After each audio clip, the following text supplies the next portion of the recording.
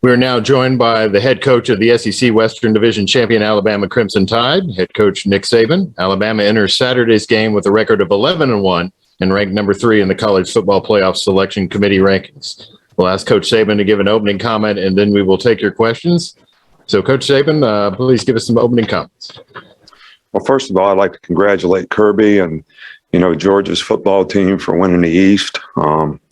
They've played tremendous football all season long, probably the most consistent team, the most dominant team all year. And I think, that's because of the competitive character they have, the great coaching staff that they have, and the good job that they've done together as a team. It's certainly a privilege and an honor for us to be in the SEC championship game. We think that's one of the best competitive venues, in college football, and certainly going to be a great challenge for our team to play what I feel is probably the best team in the country in this particular game. So, we're looking forward to that opportunity.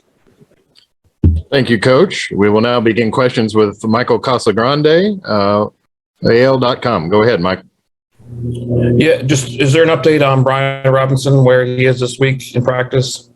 We're doing some things with him today in practice and see how he responds. So it's going to be day to day. So we'll just have to see how it goes. Our next question will come from Nick Kelly of the Tuscaloosa News. Go ahead, Nick. Yeah, and for Darren Delcourt's ankles, where's he at heading into this game? Pretty much the same situation that B-Rob's in. He's been able to practice on a limited basis, and we'll see what he can do today, how he responds to it, and it's going to be a day-to-day situation as well. Next question comes from Mike Rodak. Go ahead, Mike. I'll make it one more injury question with Jalen Armour-Davis and how he's gotten through the week. Yeah, he's been able to do just a limited amount of things. He doesn't play a position where if he's not, full speed, he could be expected to play. But we're still going to sort of look at him on a day-to-day basis too and see how he progresses. So we'll just have to wait and see. Next question will come from Tony Salakis. Tony. Nick, given the way that this game's kind of played out and the talent of both quarterbacks on Georgia's roster, have you prepared for both of them for this game? And in addition, just what does each of them have to offer in terms of the skill set, in your opinion? Well, I think both the guys do a really, really good job with their offense. I don't think their offense changes significantly.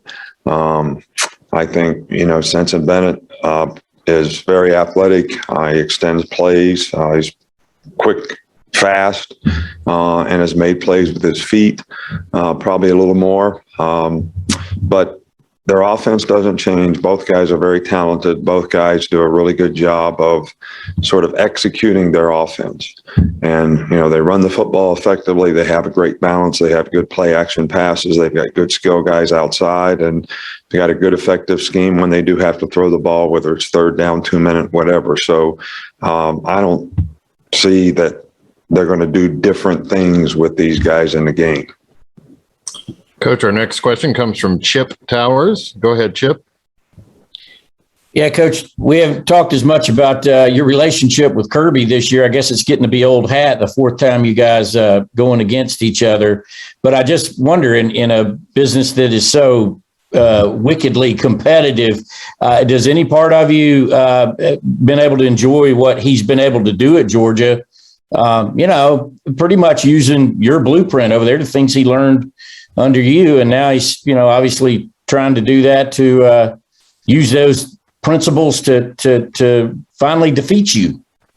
Well, Kirby's done a marvelous job. He did a outstanding job in all the years that we were together. I don't know, 9 or 10 years. It was a long time, that we worked together, and he did as good a job as anybody that I've ever had on our staff. I knew that when he got his opportunity to be a head coach, he would do a really good job. He's bright, he's smart, he's enthusiastic. He does a good job in relationship with players. He's a good recruiter.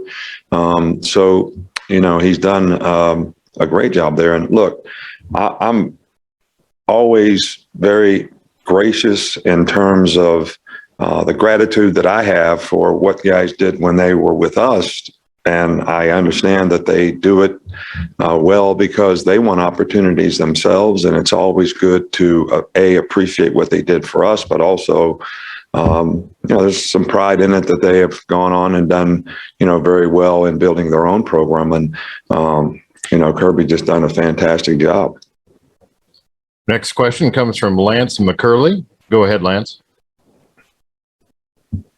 Hey, Coach Saban, you caught Kirby in year 2 in the national championship, and you faced him early in his career 2 years later. What have you seen him? How has he developed as a coach over the last couple of years into putting Georgia at a spot that it hasn't been in since 1982? Well, they were in the spot 2 years ago, or whenever it was, 2017, whenever we played in the national championship game. So I think they have been in the spot, and I think Kirby's done a really good job the whole time he's been there. He's got really good players now. They're really well coached. They've been the most consistent team all year long, which is a tribute to, he and his staff, and being able to, have a sense of purpose and, what their team is out to try to accomplish and do. So I can't really point to anything because I've always thought they did a great job. I thought it was, a great game that we had.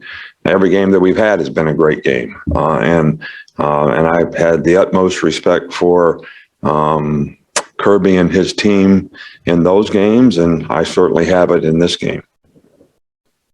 Coach, our next question comes from Charlie Potter. Go ahead, Charlie. Yeah, hey, Coach, going back to injuries, just how has JoJo Earl progressed, and do you have an update on Robbie Oots? Robbie Oots has a stress fracture in his foot, so he's not going to be in the game. JoJo is making progress. I don't think enough to be able to play in the game at this point, but probably will be back, sometime shortly. Our next question comes from AP Stedham. Go ahead, AP. Hey, Coach, have you made the decision who will be the holder for the field goals and extra points? And what does Georgia do to provide so many opportunities for the freshman tight end Brock Bowers? And what are the difficulties guarding him? Well, he's an outstanding player, no doubt. Probably as good a tight end as we've faced all year. I think they have 3 really good tight ends. He's probably the best receiver, although they're all very capable, good players. He's difficult to guard. He's got good size. He's very athletic, great hands, good route runner.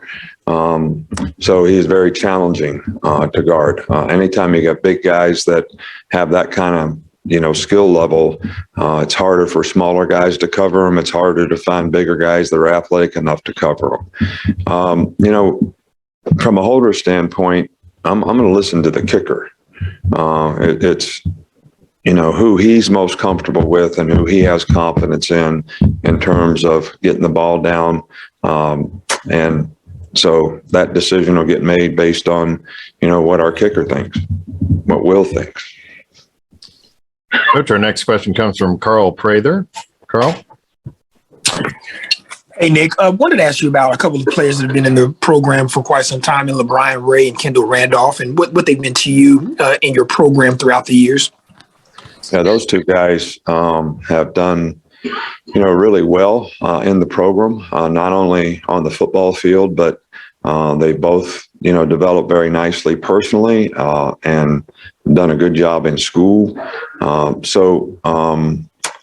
Both these guys have had really good years and made solid contributions in a very positive way to our team this year. LeBron has really had to overcome a lot of injuries and things in his career here, but is playing his best football probably of his career right now because he's healthy. Kendall has been a role player for us and always willing to buy in and do whatever he can to help the team. So those guys have been real solid people in our program, and they've been really solid performers for us. Next up, we'll go to Anthony Dasher. Hi, Coach. Anthony Dasher from UGAsports.com. Another Stetson Bennett question for you. I know when he played in Tuscaloosa last year, I believe it was his 4th career start. started a lot of games now since then. I just wonder whenever you watch him on tape now, what anything different about him right now, the way he's performing as opposed to what you saw that game last season? Well, I think he's playing with a lot of confidence, and obviously the experience that he's gained through having additional starts, having more time in the offense.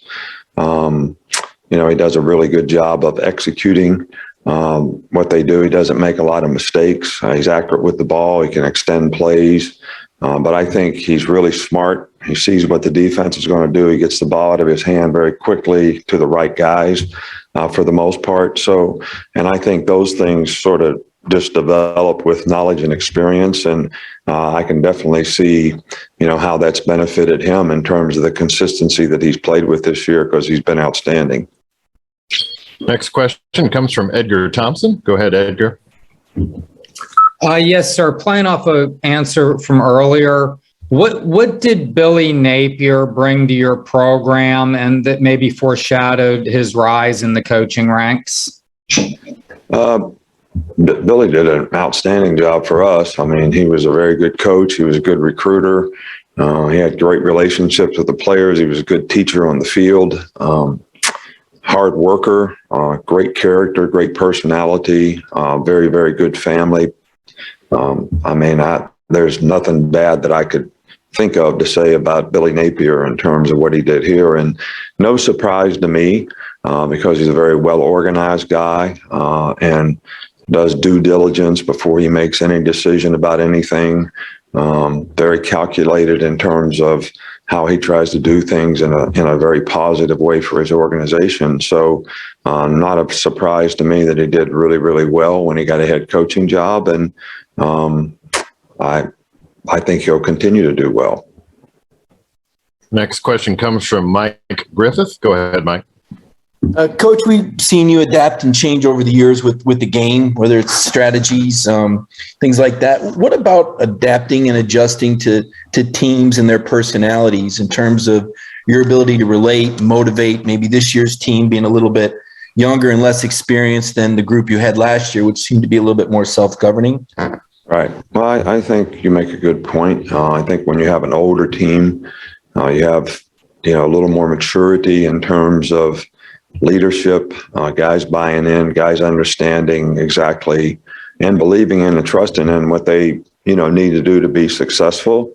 I think sometimes that can be a little bit of a work in progress when you have younger guys as they develop into that, even though those older guys that you had last year, they went through that same sort of process when they were younger players. So, and I do think the approach is a little different.